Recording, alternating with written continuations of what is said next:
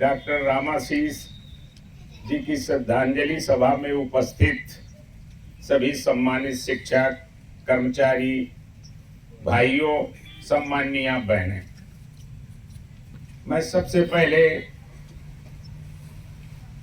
Pension के लिए शहीद एक क्रांतिकारी युवा साथी, हमारे अपने बीच का साथी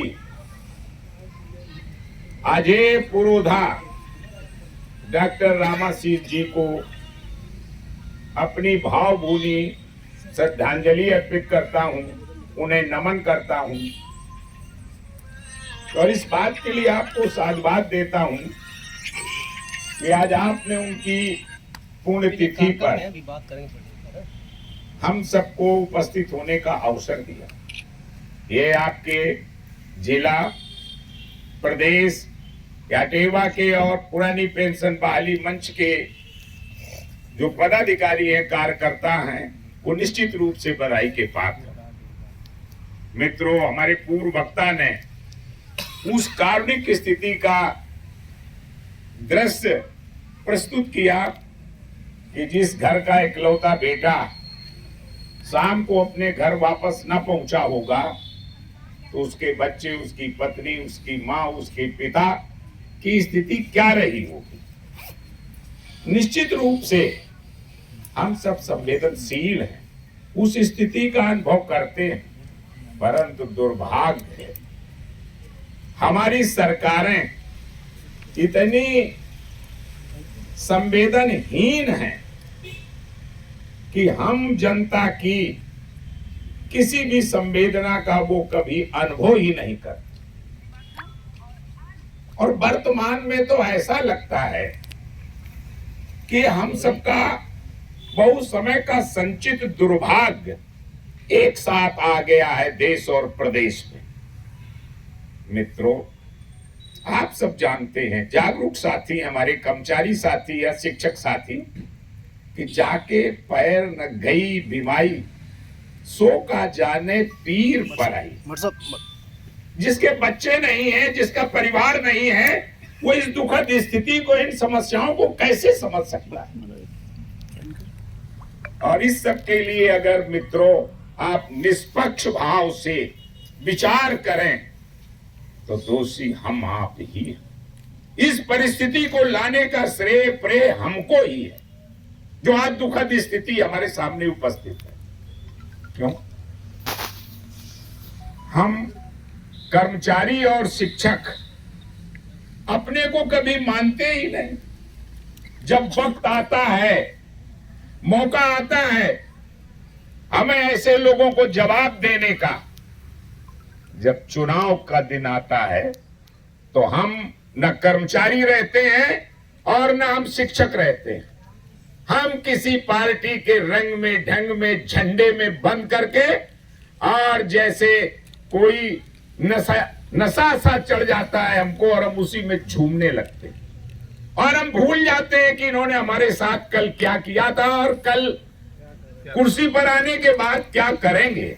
हम ये भूल जाते हैं, हम बस रंग में रंग जाते हैं और अपने में, और मुख्यमंत्री कोई बनेगा, प्रधानमंत्री कोई बनेगा, हम आपस में रोज के मिलने वालों से अगर दूसरी विपक्षी पार्टी, दूसरी उनके बीच इतनी हाथापाई, गोली बारी, लड़ाई झगड़ा और गाली गलौज तक करते हैं एक दूसरे को, केवल उस नशे में आकर। और मित्रों, मैं कोई और ज्यादा बात इस शुभ अवसर पर नहीं करना चाहता, ये कारुणिक अवसर है, परंतु देश संविधान से चलेगा, धर्म से और बातचीत से नहीं चलेगा। विद्वानों का धर्म और राजधर्म दोनों पृथक हैं। राजधर्म पृथक विद्वत धर्मात्, राजधर्म राजा महाराजाओं का नहीं है भाई, वो तो हमारे संत महात्माओं का और उन संत महात्माओं का है राज, वह धर्म की बात जो हमें दिशा देते थे, हम भटके हुए लोगों को मार्ग बताते थे। पर दुर्भाग्य आज संत शब्द जिसे आपने पढ़ा, जो उसकी परिभाषा है, जो आप खोजें, देखें, चाहे जहां पर देखें और उसकी व्युत्पत्ति देखें, तो संत का मतलब का संत हृदय नवनीत समाना। संत का हृदय तो नई नेनू की तरह होता है, मक्खन की तरह, जरा सी गर्मी में पिघल जाता है। किसी की करुणा देखकर, किसी को तकलीफ और परेशानी को देख करके वो तुरंत द्रवित हो जाता है और सहायता के लिए आगे बढ़ जाता है। परंतु बाहरी संत, एक कनपटी मार की कहानी 2 मिनट में कहकर अपनी बात समाप्त करता हूं। मित्रों, हमारे जो ज्यादा उम्र के साथी हैं या अपने बड़े भाइयों पिताजी से पूछिए, मेरे बचपन की घटना है, अपने देश की सत्य घटना है, कोई काल्पनिक कपोल कल्पित नहीं। एक कनपटी मार था एक आदमी, वो एक सूजा, लोहे का पहना सूजा, तगड़ा मोटा, और एक हथौड़ा अपने झोले में रखता था और निकला। गांव में, कस्बों में भी पहले लोग गर्मियों में बाहर ही सो जाते थे। गांव में तो प्रयास होते थे बाहर। सो रहे आदमी के पास देखा उसने, आसपास झांका और अपना निकाला कीला और जोर से उसकी कनपटी में ठोक दिया। और ठोकने के बाद वो आदमी तड़पने लगा, देखा और बस वहां से फरार हो गया। बहुत घटनाएं ऐसी हुई। ढूंढते ढूंढते पुलिस ने उसको एक बार पकड़ा। पकड़ करके जब उससे पूछा गया कि भाई तुम क्या करते हो, लोगों को लूटते हो कि इनसे कोई तुम्हारी लड़ाई है, दुश्मनी है? तो उसने कहा, ना मैं लूटता हूं, ना हमारी इनसे कोई दुश्मनी है। तो बोले फिर क्यों ऐसा करते हो? उसने कहा कि जब हम आदमी की कनपटी में कीला ठोक देते हैं और वो जो तड़पने लगता है, तो उसकी तड़पन को देखकर हमें बड़ा मजा आता है। मित्रों, आज की सरकार आपकी तड़पन से आनंदित हो रही है, उल्लसित हो रही है, प्रसन्न हो रही है। ये कनपटी मारों की सरकार है। हमें सावधान और सजग होना है। और केवल हमारे साथी ने बताया कि जागरूकता की कमी। हमें इसकी परवाह नहीं है कि राज्य सरकारें कहां हारी कहां जीती। जिन्होंने पुरानी पेंशन बहाली की बात कही वो भी नहीं, वो विषय एक अलग है, उस पर हम नहीं जाना चाहते। पर फिर भी आपने वीडियो और तमाम देखे होंगे कि पोस्टल बैलेट पहले ही खोल डाले गए थे। एसडीएम पोस्टल बैलेट खोल रहा था। तो आप समझिए, हार जीत और परिणाम से चिंता मत करिए, आपको निश्चित और सुनिश्चित सफलता मिलेगी। आप जिस मार्ग पर चले हैं, मार्ग कठिन है, दुर्गम है। वर्तमान परिस्थितियों में और वर्तमान शासकों के रहते कठिन जरूर है, परंतु असंभव नहीं है। हमें सफलता सुनिश्चित मिलेगी। केवल हमारा एक ही काम है, और आज हम ये संकल्प लें कि हमारी जो लड़ाई प्रारंभ हुई है, इसको हम बराबर जारी रखें और प्रतिदिन और इसे गति देते रहें। और मित्रों, आपने वह स्थिति पैदा कर दी है। पुरानी पेंशन बहाली मंच और अटेवियंस ने अपनी सक्रियता से वो स्थिति पैदा कर दी है कि आज शिक्षकों का और कर्मचारियों का, चाहे जो संगठन हो, सबने मजबूरी में पुरानी पेंशन बहाली का नाम लेना शुरू कर दिया और अपने अपने मांग पत्रों में नंबर 1 पर लिखने लगे हैं। मैं इतिहास बताता हूं, 2005 में जब पेंशन खत्म हुई, पुरानी पेंशन खत्म हुई, किसी भी शिक्षक संगठन ने ये मुद्दे नहीं उठाया। न विधान परिषद में उठा, न विधानसभा में उठा, और न कोई आंदोलन हुआ, न मांग पत्र में ये मांग रखी गई। 2005 जब आपका आंदोलन इतना उग्र और तेज हुआ है, तब उनकी नींद जागी और उनके सामने अस्तित्व का खतरा उत्पन्न हो गया। अपने अस्तित्व की रक्षा के लिए उन्होंने पुरानी पेंशन बहाली की बात जोड़ना शुरू कर दी। और मित्रों, ये कहने की आवश्यकता नहीं कि एक दिन जल्दी ही आएगा कि वो साथी सब के सब आपके हर कार्यक्रम में भागीदारी करेंगे और आपको प्रोत्साहित करेंगे और आपको सहयोग करेंगे, वरना उनका संगठन, उनका अस्तित्व जिंदा नहीं रहेगा। और पुरानी पेंशन मित्रों, आप तो कोई पेंशनर है नहीं अभी, मैं पेंशनर हूं, 2014 का सेवानिवृत्त हूं और आप सबके बीच काम करता था।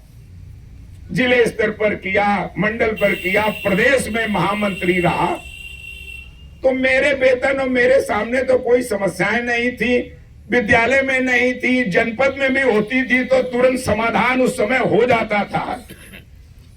परंतु वेतन कभी कभी ग्रांट नहीं आई, 3-3 महीने की हम लोग अनुदान से वेतन पाते हैं, आप लोग प्राथमिक के साथी राज कर्मचारी तो सीधे मिल जाता था, तो उसमें वेतन देर में मिलता था। हम लोग डीआईएस के और लेखाधिकारी के कान नोचते थे कि जल्दी लाओ जल्दी लाओ, और वेतन में तमाम परेशानी।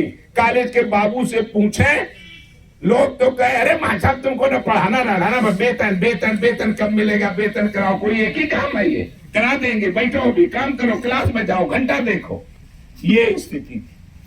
परंतु मित्रों, केवल आपकी एकता और संघर्ष का परिणाम ये हुआ कि हमने राजकीय कर्मचारियों के समान पेंशन पाई, हम शिक्षकों ने भी, और ट्रेजरी से पेंशन हम सहायता प्राप्त को भी मिलने लगी, और हमारी 1 तारीख को मैसेज आ जाता कि आपका खाता क्रेडिट कर दिया गया इतने रुपए से। तो मित्रों, पेंशन का महत्व आज तो आप बताने से सुन रहे हैं, परंतु आगे आने वाले समय में जब आप सेवानिवृत्त होंगे और पुरानी पेंशन आप पाएंगे, मेरा विश्वास है, मेरा आशीर्वाद है कि आप लोग पुरानी पेंशन के साथ सेवानिवृत्त होंगे, तब आपको इसका महत्व समझ में आएगा। पुरानी पेंशन केवल पेंशन ही नहीं कि कुछ रुपए मिल जाएंगे, पुरानी पेंशन आपका स्टेटस, समाज में स्टेटस तय करती है, परिवार में स्टेटस तय करती है। आपके बच्चे, आपकी पत्नी, आपकी बहू और आपके रिश्तेदार, अगर आप पेंशनर हैं तो दूसरे नजरिए से, और बिना पेंशन के हैं तो दूसरे नजरिए से देखे जाते हैं।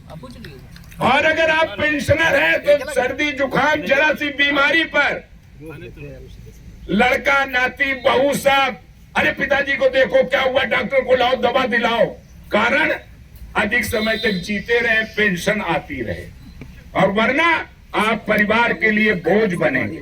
मित्रों, मुझे ऐसा विश्वास है कि आप सबकी सक्रियता निश्चित रूप से हमें पुरानी पेंशन दिलाएगी और आप सब पुरानी पेंशन के साथ रिटायर होंगे। मित्रों, बस एक ही बात कहकर अपनी बात समाप्त करता हूं। डॉक्टर रामा सिंह जी जैसे लोग जो शहीद होते हैं, ये कभी नहीं मरते, हमें दिखते हैं कि मर गए। काल चक्र के माथे पर जो पौरुष की भाषा लिखते, उनकी मृत्यु कभी ना होती, वो केवल मरते दिखते हैं, वो केवल मरते दिखते हैं। पुनः भावभीनी श्रद्धांजलि अर्पित करते हुए अपनी बात समाप्त करता हूं। जय देवा।